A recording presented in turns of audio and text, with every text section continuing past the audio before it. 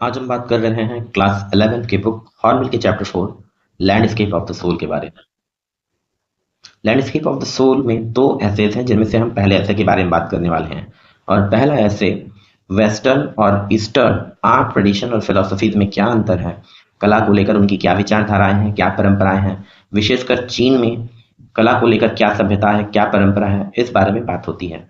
और इस बात को समझाने के लिए कि पश्चिमी सभ्यता और पूर्वी सभ्यता में कला को लेकर क्या विचार है, लेखक दो कहानियों का प्रयोग करते हैं, टू एनेक्डोट्स का प्रयोग करते हैं। एक चाइनीज स्टोरी है जिसमें वू दाओजी नाम के एक कलाकार ने टैंग वंश के एम्परर को एक पेंटिंग गिफ्ट की।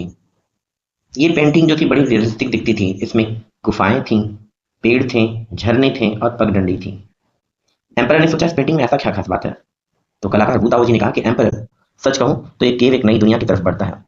इसके पहले ही एम्परर सोचते और समझते, कलाकार ने तुरंत क्लैप किया, केव ओपन हुआ और वू दाओजी उस पेंटिंग में बनी हुई गुफा में अंदर चले गए और पेंटिंग के अंदर ही वो वैनिश हो गए, गायब हो गए। साथ ही साथ ये पेंटिंग भी गायब हो गई। एक दूसरी चीनी कहानी है जिसमें एक पेंटर ने एक ड्रैगन तो बनाया, पर उसकी आंखें इस डर से नहीं बनाई कि यदि वो आंखें बना देंगे तो ये कहीं ड्रैगन उड़ ना जाए। अगर दोनों कहानियों के माध्यम से चीन की कला को लेकर क्या विचार है, क्या सभ्यता है, समझना चाहें इसका क्या दर्शन है, तो एक बात समझिए, चीन कला को लेकर के बहुत आध्यात्मिक और दार्शनिक सोच रखता है। चीन सभ्यता में ये माना जाता है कि कला की यात्रा जो होती है वो बाह्य यात्रा नहीं बल्कि भीतर की तरफ एक यात्रा है। और जबकि यूरोप की कला सभ्यता के संदर्भ में लेखक अपनी बात को समझाने के लिए एक दूसरी कहानी का प्रयोग करते हैं। दरअसल ये कहानी लेखक के अपने खुद फ्लैंडर्स रीजन की कहानी है।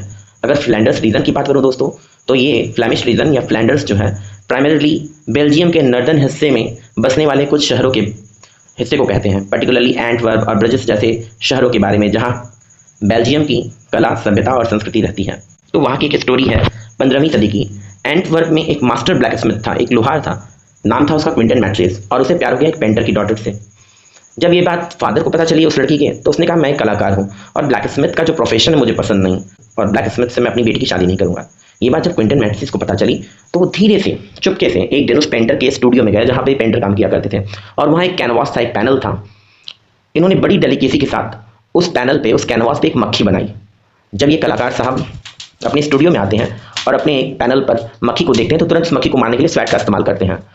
और जब वो ऐसा कर लेते हैं फिर उन्हें समझ में आता है दरअसल ये मक्खी रियल में नहीं थी, बल्कि इसे बनाया ऐसा गया था कि रियल लग रही थी। उसके इस स्किल को देखते हुए कलाकार उसे अपने शिष्य के तौर पर स्वीकार करते हैं।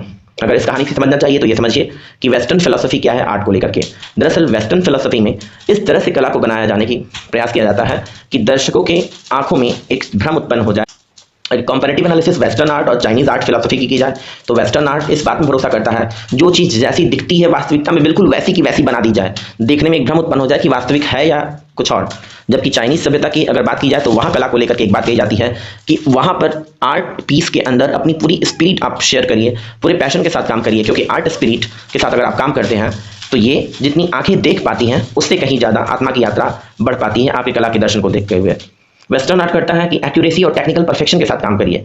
ईस्टर्न ट्रेडिशंस कहते हैं कि आपके पीस ऑफ आर्ट से वैल्यू और एक डाइवर्स पर्सपेक्टिव डेवलप होना चाहिए। वेस्टर्न आर्ट कहता है कि art means what you see, जबकि ईस्टर्न आर्ट या चाइनीज आर्ट ट्रेडिशन कहता है it's not only about what you see but it's also about what you feel, imagine and experience with in after seeing the piece of art. कुछ महत्वपूर्ण concepts हैं इस ऐसे में।